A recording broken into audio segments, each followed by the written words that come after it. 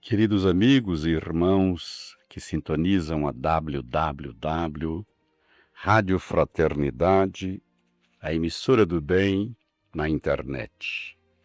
Estamos gravando hoje, numa linda manhã de final de julho, aonde a brisa refrescante revitaliza os nossos corpos e energiza os nossos espíritos.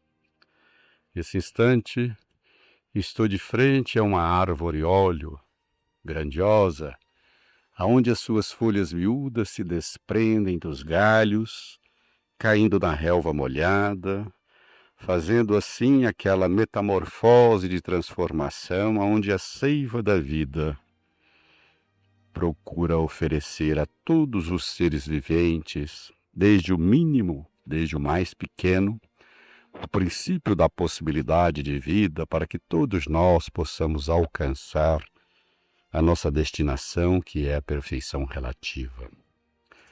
Fico nesse instante imaginando a bondade e a grandiosidade de Deus. Ele que é pródigo em nos oferecer tudo aquilo que necessitamos para a nossa caminhada. Eu espero que esta paz que eu estou desfrutando nesse instante possa estar com todos os nossos amigos, queridos ouvintes da Rádio Fraternidade.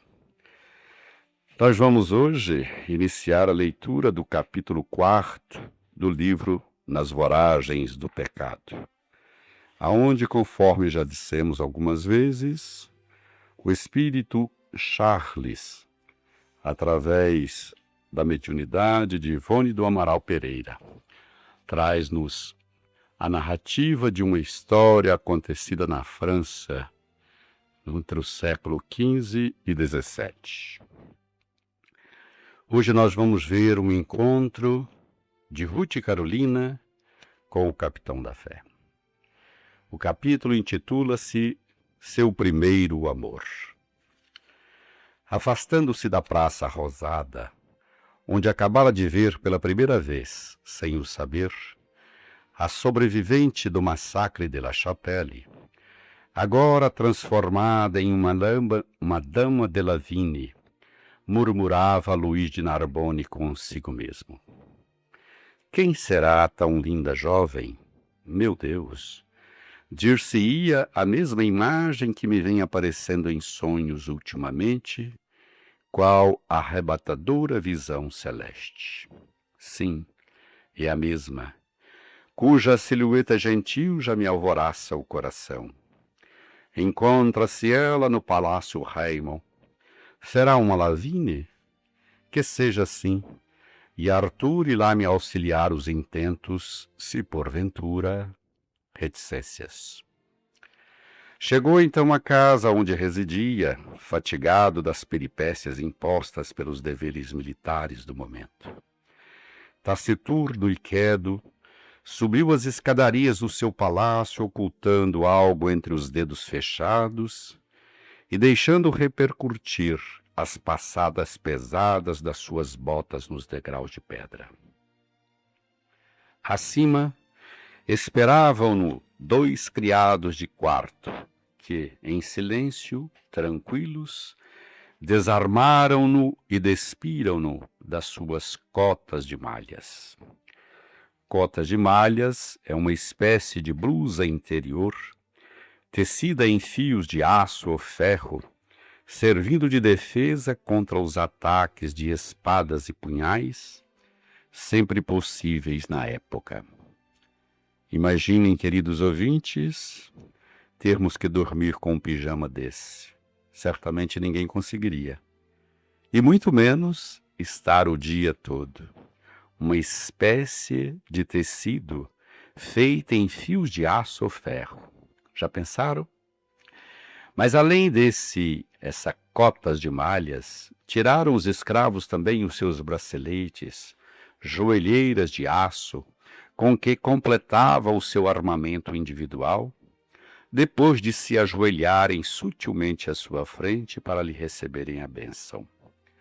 Pois não ignoravam que, além de Senhor, de Narbonne era príncipe teólogo, um sacerdote, por assim dizer, a quem só faltariam os derradeiros juramentos para se ordenar.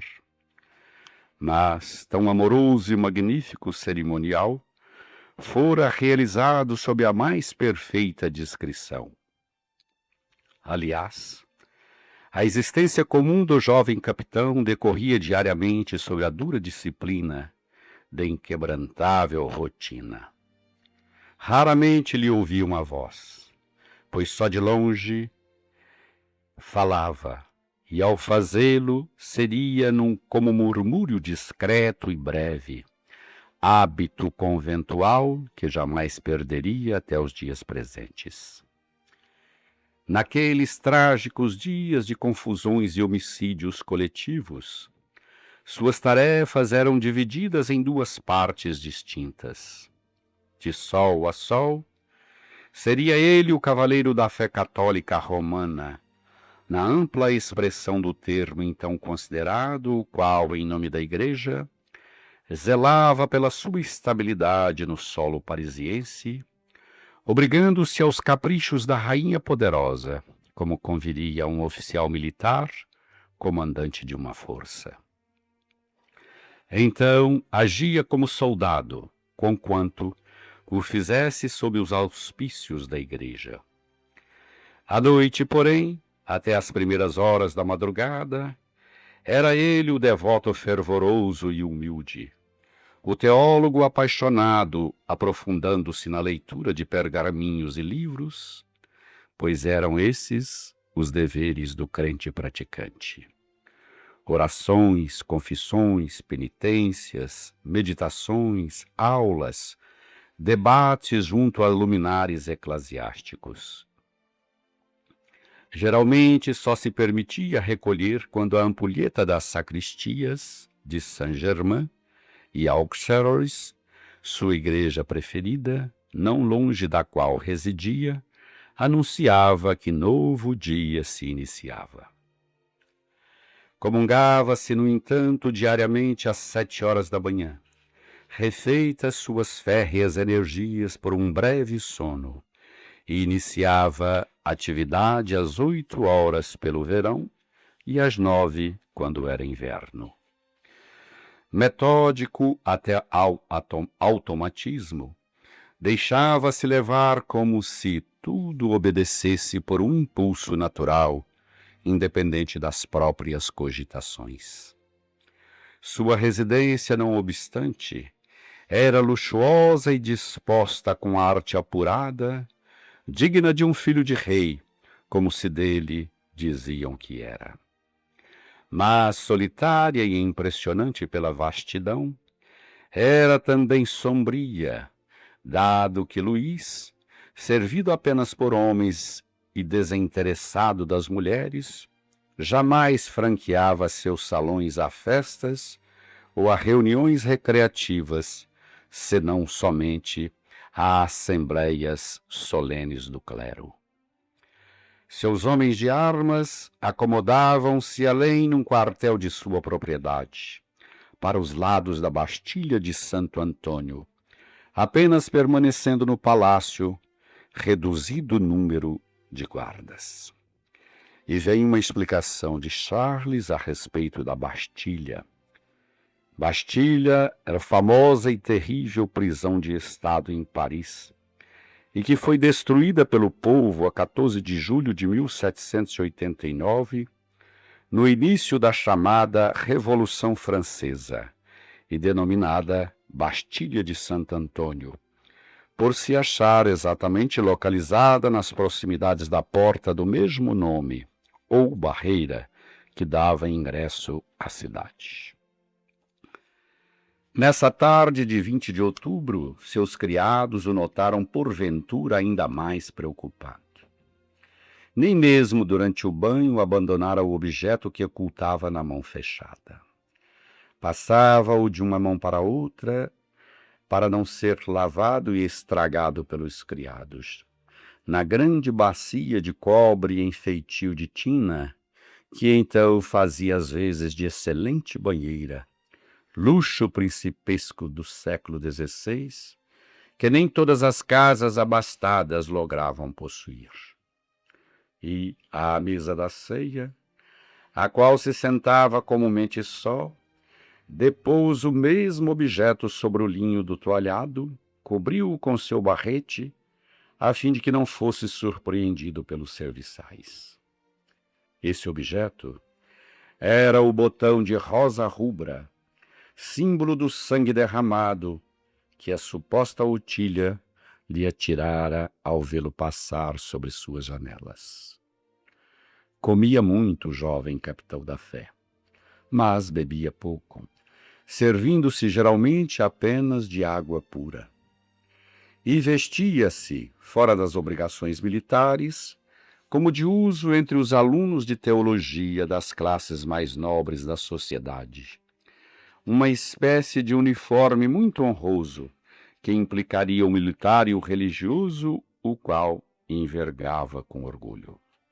Calções curtos, que iam dos joelhos de cor escura, meias de seda forte e botas finíssimas, que igualmente seguiam aproximadamente até os joelhos.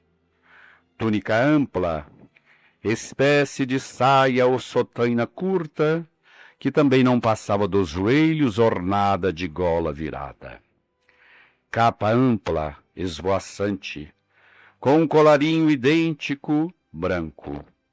Um barrete quadrado, em pequenas dimensões, porém destituído de enfeites e borlas, completava a curiosa indumentária que nem a todos seria permitido envergar. Mais uma explicação desta feita da médium. Depois de muita meditação e preces, convimos em conservar a descrição da presente indumentária, tal como foi ditada do espaço e como foi por nossa vidência alcançada em quadros que nos foram mostrados. Não obstante, é sabido que mesmo no século XVI, o uniforme dos alunos de teologia católica não era bem esse, e sim uma sotaina comprida com gola virada, a capa ampla, esvoaçante, com colarinho e um barrete quadrado sem borlas. Consultado o espírito autor do livro sobre o caso, insistiu para que transcrevêssemos conforme fora ditado o trecho, o que obedecemos. Essa foi uma nota de rodapé de Ivone A. Pereira. Após o repasto, o café da manhã, dirigiu-se Luís em liteira para a igreja de Saint-Germain, a fim de meditar, confessar-se e entregar-se às devoções diárias, pois tal uniforme não permitiria ao seu ocupante cavalgar. Não seria muito provável que em Paris, por essa época, existissem homens, principalmente jovens, que se apresentassem maior ardor religioso, mais difusa circunspecção nos atos praticados dentro e fora da religião. E esse homem, modelo de juventude moralizada e séria, incapaz de uma deslealdade em qualquer setor a que emprestasse suas energias. Esse jovem de 25 primaveras, cuja honradez inatacável seria certamente rara em todos os tempos.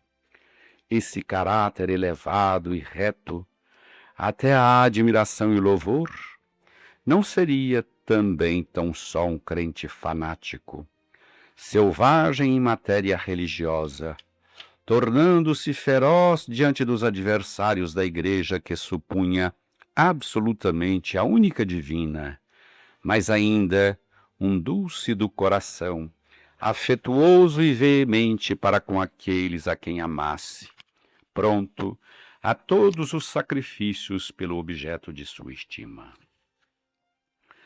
Quando soaram as 10 horas dos sinos de Saint-Germain, o capitão da fé, que se mantinha ajoelhado em seu genuflexório da Capela-Mor, não longe do altar, como príncipe que era, e que naquela noite parecia inquieto durante as orações, retirou do bolso da túnica um retalho de papel em branco, traçou algumas linhas com a pena de pato retirada do estojo de estudos, que à noite nunca o abandonava, e voltando-se ainda ajoelhado a ver o seu escudeiro que rondaria pelas proximidades, disse-lhe num murmúrio: vai à Praça Rosada, chama a guarda do Palácio Raimon e faze chegar a dama dos cabelos de ouro, que hoje à tarde nos presenteou com uma gentileza, a mensagem que aí tens. Vai depressa. Espero-te neste mesmo lugar, meu bom Rupert. Vai. Não reveles, todavia, o meu verdadeiro nome, ainda que te perguntem. E enquanto Rupert se retirava, ele fixava o altar com as mãos unidas em súplica e murmurava comovido nas profundidades do coração: meu Deus, praz a ti que a felicidade do amor ilumine os dias de minha vida. Tão sombrios foram eles sempre, sem jamais me concederem a oportunidade, desde a infância, de sentir um coração devotado pulsando junto ao meu. Meu coração, Senhor, anseia por amar e ser amado. Não obstante o receio que me oprime de ser atraiçoado pela mulher. E apesar da máscara, de rígida indiferença que me vejo obrigado a afivelar ao rosto, todavia, tenho medo, muito medo do amor. E creio que muito mais me conviria dedicar-me inteiramente a ti, Senhor. Tem, pois, piedade de mim, teu humilde e pobre servo, neste instante em que o meu futuro está em jogo dependendo da resposta de uma carta. O escudeiro, a serviço de Luís de Narbonne, galopou rápido, e como a Praça Rosada não distasse muito da célere igreja, em menos de 2/4 de hora entregou a Gregório, que o recebeu cheio de susto, o papel disposto em canudo que um pequeno anel prendia. Gregório subiu ao primeiro andar impressionado e pávido a participar à jovem ama da inesperada visita, enquanto Rupert se detinha à espera no saguão iluminado por 2 pequenos lampiões, galhardamente apoiado em sua espada e em amigável palestra com Camilo. Ruth Carolina, ou antes, Otília de Lavigne, na sua nova personalidade, herdada daquela companheira amiga, ex-noiva de seu irmão, que, por sinal, com ela fizeram um pacto de vingança, recebeu das mãos trêmulas do servo o documento inesperado com um sorriso singular, que não se saberia se de satânico triunfo, julgando prestes à execução dos planos que trazia em mente, ou se de gloriosa emoção de amor, sentindo-se requestada por aquele que lhe inflamaria o coração.